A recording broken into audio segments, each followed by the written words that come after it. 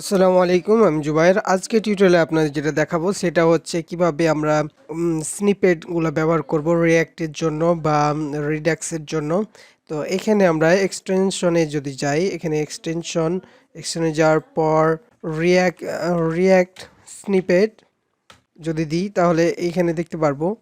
পুনরায় আমরা কি করব, এক্সটেনশনে গেলাম, যাওয়ার পর যদি আমরা লিখি যে রিয়্যাক্ট স্নিপেট, তো এখানে আমরা দেখতে পারবো অনেকগুলাই। এখানে দেখেন যে es7 react Redux react native snippet. তো এখানে দেখতে পাচ্ছেন যে 6.7 মিলিয়ন ডাউনলোড হয়েছে। তার মানে এটা খুব একটা ভালো, অনেক ভালো একটা স্নিপেট। তো এটার জন্য আমরা কি করব, এটা ইনস্টল করব। তো ইনস্টল করার পর আমরা এটার ব্যবহারটা দেখলে পরে আরও ভালো মতন বুঝতে পারবেন। তো স্নিপেটে গেলাম, স্নিপেটে যাওয়ার পর আমরা যদি এখানে দেখি, এই যে কি আছে বেসিক মেথড। হ্যাঁ, এখানে দেখেন আপনি যদি আইএমপি যদি করেন তাহলে এটা কি হবে, আমরা এটা কেটে দিলাম। কাটার পর আমরা এটাকে একটু ফাঁকা করে নিলাম, তাহলে এরকম দেখাবে। তো আপনাকে কি করতে হবে, আগে এটা ইনস্টল হয়েছে কিনা সেটা ভালো মতন চেক করতে হবে। এইটা ইনস্টল হয়ে গেছে, হওয়ার পর আইএমপি যদি করি তাহলে দেখানোর কথা ছিল, কিন্তু এখানে দেখতে পাচ্ছি না। আবার আমরা দেখি আইএমপি, এই যে এভাবে করে আমরা করতে পারবো।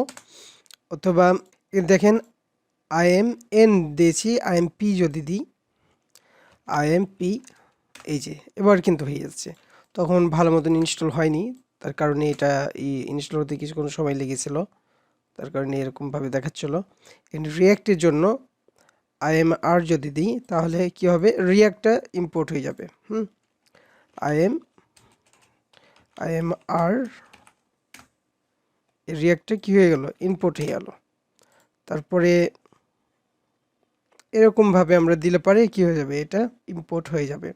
এনে রিডাক্সের জন্য যদি দিই, রিডাক্স লিখি তাহলে এরকম হয়ে যাবে, চলে আসবে। রিয়াক্ট নেটিভের জন্য এরকম, রিডাক্সের জন্য কিছু কমান্ড আছে, এখানে কমান্ডগুলো ব্যবহার করতে পারবেন।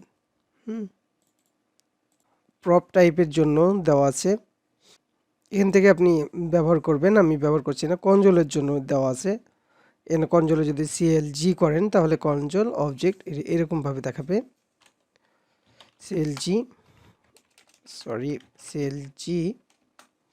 তাহলে দেখেন এরকম দেখাবে। এখন সেখানে তখন আপনার অবজেক্টটা লিখে দিতে পারেন। আপনি দ্রুত কিন্তু কোড মানে কোড লিখতে পারবেন এটার মাধ্যমে। সিসিএল যদি ব্যবহার করি তাহলে কনজোল লগ ক্লিয়ার দেখাবে। সিসিএল এটা চলে আসলো। একইভাবে এখানে অনেকগুলা দেওয়া আছে, ঠিক আছে। রিয়াক্ট ক্লাস কম্পোনেন্ট এটা চলে আসবে। ক্লাস কম্পোনেন্ট যদি ব্যবহার করেন তাহলে আর সিসি যদি লেখেন তাহলে রিয়াক্ট কম্পোনেন্ট চলে আসবে, ক্লাস কম্পোনেন্ট যেটা সেটা চলে আসবে। একইভাবে অনেকগুলোই দেওয়া আছে। তো এগুলো আস্তে আস্তে আপনাদেরকে জানিয়ে দেওয়া হবে। আমরা যখন যে কাজে ব্যবহার করব তখন সেই আমরা ব্যবহার করব স্নিপেট ব্যবহারগুলা আমরা আস্তে আস্তে করব। এই স্নিপেটসগুলা অনেক কাজের, তাই আপনাদেরকে দেখাই দিলাম। তো আগে কি করবেন, আগে এটাকে ইনস্টল করবেন। আজকে টিউটোরিয়াল এ পর্যন্ত। আল্লাহ হাফিজ।